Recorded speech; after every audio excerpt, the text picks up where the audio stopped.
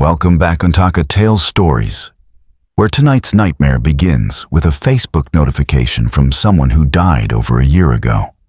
My girlfriend Emily was killed in a car crash during a storm. 13 months later, her account messaged me in the middle of the night.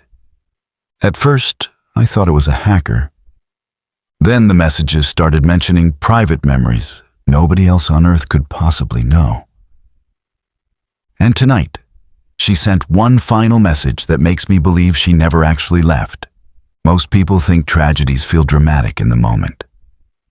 But honestly, the night Emily died started out painfully normal. We spent the evening arguing about something stupid. What movie to watch that weekend? Emily always pretended to hate horror films, but secretly she loved them. She just enjoyed complaining through the entire movie more than actually watching it. Before she left my apartment, she kissed me on the cheek and told me she'd call once she got home. I remember standing at the doorway, watching rain pour across the parking lot while she ran laughing toward her car. That image burned into my mind forever, because it was the last time I ever saw her alive. About 40 minutes later, my phone rang. Unknown number. A police officer asked if I knew Emily Carter. The moment I heard those words, something inside me collapsed before he even finished speaking. 3 cars collided at an intersection outside town after a truck ran a red light during heavy rain. Emily died before paramedics could pull her from the wreckage. I drove to the hospital in complete silence, numb the entire way. Even now, years later, I still remember the smell of rain on my jacket while sitting alone in that waiting room. The months after Emily's death barely felt real. People always describe grief like sadness. But honestly, it feels more like becoming disconnected from the world around you. Everything keeps moving normally, while your own life freezes in place. I stopped answering calls, stopped going out with friends. I avoided restaurants we used to visit because every tiny memory hurt too much. Sometimes I'd hear songs she liked playing inside grocery stores and immediately leave without buying anything. Nights became the worst part. Emily used to fall asleep with the TV running because silence made her uncomfortable. After she died, my apartment felt painfully quiet. I'd stay awake until sunrise, just scrolling through old photos of us together. One night I spent nearly 4 hours rereading ancient Facebook messages between us from years earlier. Dumb jokes, random selfies, arguments about pizza toppings. It sounds pathetic now, but those conversations felt like the only pieces of her I still had left. Eventually, friends convinced me to pack away her clothes and start moving forward. I deleted most of our photos from my phone. I forced myself back into normal routines. But there was one thing I couldn't bring myself to remove: her Facebook account. Seeing her profile still online somehow comforted me. Her pictures stayed frozen in time, smiling exactly the same way they always had. Looking back now, I wish I had deleted it immediately. On September 4th, 2013, around 3 in the morning, my phone buzzed beside my bed. I almost ignored it because I assumed it was spam or one of those useless app notifications nobody cares about. But when I looked down at the screen, my stomach instantly dropped. The sender name simply said, Emily Carter. My entire body froze. For several seconds, I genuinely couldn't breathe. I opened Facebook Messenger with shaking hands and stared at the message. One word. Hello. That was it. No punctuation, no explanation. Just a single message from a dead woman's account. At first, I tried forcing logic into the situation. Maybe her account got hacked. Maybe one of her relatives logged in accidentally. Maybe Facebook glitched somehow. I remember sitting there in darkness, repeating those explanations in my head, because the alternative terrified me too much to even consider. Finally, I replied, "Who is this?" No response came. I stayed awake until sunrise, staring at the chat window, expecting another message, but nothing happened. 3 days later, at exactly 3:12 a.m., my phone buzzed again. Another message from Emily's account. Again, only one word. "Hello." Same spelling, same empty feeling behind it.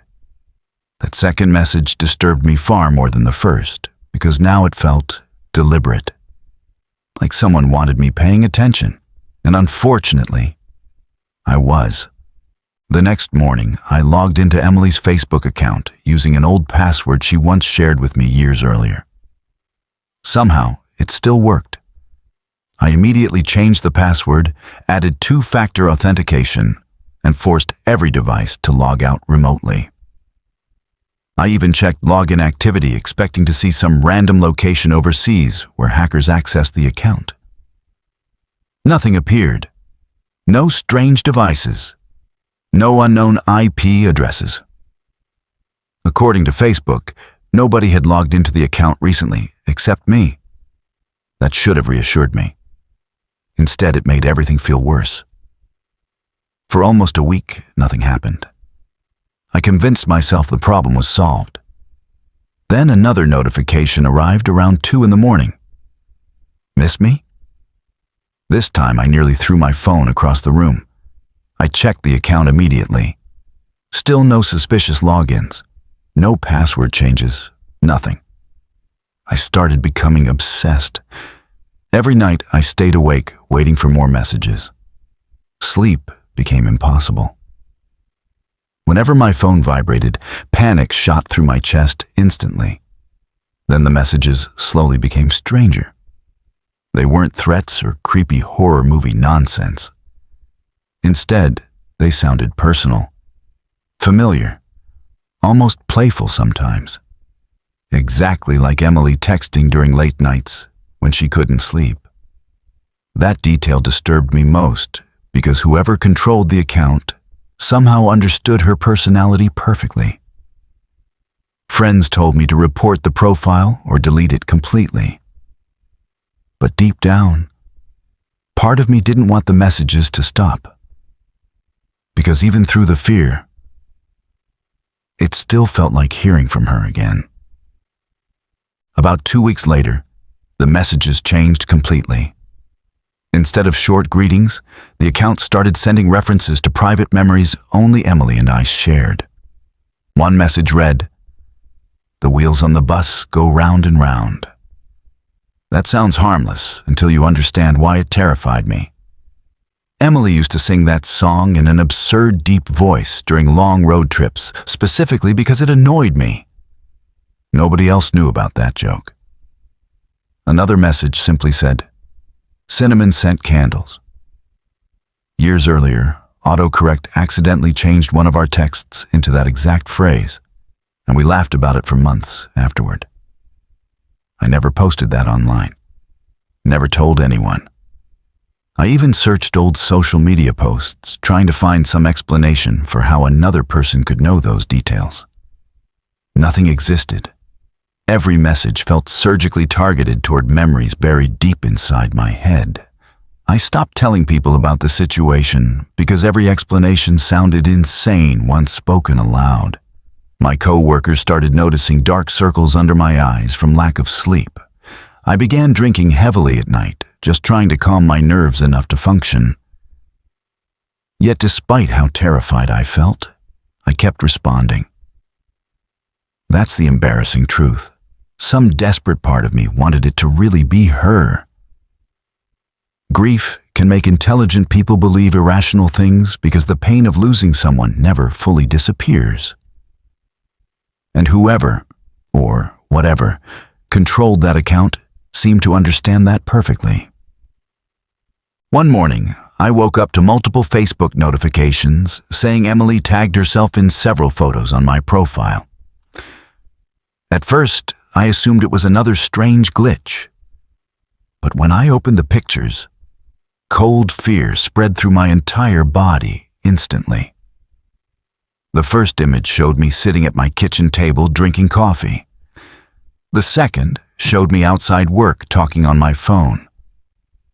The third showed me standing near my apartment building at night. None of those photos originally included Emily anywhere in them. But now, hidden in the background of every picture, there appeared to be a dark, blurry figure standing behind me. The shape looked vaguely human, yet distorted enough that my brain struggled to fully process it. In one photo, the figure stood near a hallway doorway. In another, it appeared beside a parked car across the street. The worst part was that, in each new photo, the figure looked slightly closer to me. I immediately removed every tag and deleted the photos entirely. 10 minutes later, the tags returned. Same photos. Same figure. Re-uploaded somehow. I remember locking every door inside my apartment after that, even though logically I knew the images had to be digitally manipulated. Yet fear doesn't care about logic once your mind starts imagining impossible things. That night, I barely moved from my couch. Every shadow inside the apartment suddenly felt wrong. Every reflection in mirrors made me nervous. And then, around 3 a.m., another message arrived. The message only said 3 words. I miss you. Something about that sentence broke me emotionally in a way the previous messages never had. Until then, fear mostly dominated my thoughts. But suddenly grief crashed back harder than ever. I sat alone in darkness, staring at the screen while tears rolled down my face, because for one dangerous moment, I wanted to believe Emily truly was contacting me somehow. Finally, I typed back, "If this is really you, please stop." The typing bubble appeared instantly, 3 bouncing dots moving in real time. I stared at them with absolute panic rising through my chest because whoever responded wasn't scheduling messages or using automation. Someone sat there actively reading my words. Then the reply appeared. I'm cold. At that exact moment, thunder shook the windows outside my apartment. Rain slammed violently against the glass while the lights flickered overhead. My laptop screen suddenly dimmed on its own beside me. Another message appeared seconds later. You left me there. My hand started shaking so badly, I almost dropped the phone. I called Emily's old number immediately, even though I knew it had long been disconnected. The automated service message played through static before ending abruptly. Meanwhile, her Facebook profile still showed online. Active now. Watching me. Waiting for another response. I didn't sleep at all that night. Instead, I sat against the wall beside my kitchen, holding a baseball bat until sunrise like an idiot, trying to convince himself he still had control over the situation. After that night, my entire life started revolving around the messages. I stopped seeing friends completely because I knew they wouldn't believe me anymore. I skipped work multiple times, just sitting inside my apartment, rereading conversations between me and Emily for hidden clues. Every notification sound triggered immediate panic. I became obsessed with checking whether her account appeared online. Sometimes the green active dot disappeared for hours. Other times it stayed active all night long. Once I even drove to the cemetery around midnight because I genuinely started losing my grip on reality. Rain covered the gravestones while I stood there staring at Emily's name, carved into stone, trying to convince myself she was actually dead. That should sound obvious. But fear slowly destroys rational thinking when it grows strong enough. The messages became more emotional over time. Sometimes angry. Sometimes desperate. One night the account sent, "Why won't you answer me anymore?" Another said, You promised you'd never leave." Those words hit especially hard because they referenced an actual conversation we once had after attending a funeral years earlier. Nobody else knew about that promise. I finally contacted Facebook support hoping they could explain what was happening, but they only repeated generic security advice and claimed no suspicious activity existed on the account. According to them, everything looked normal. And honestly, that terrified me more than if they'd found a hacker. Around 2 weeks later, something happened that completely shattered whatever sense of safety I still had left. At 2:47 a.m., Emily's account attempted to video call me through Facebook Messenger. I stared at the incoming call notification in complete disbelief while my heart pounded so hard it physically hurt. I didn't answer. The ringing stopped after about 20 seconds, then immediately started again. Second call.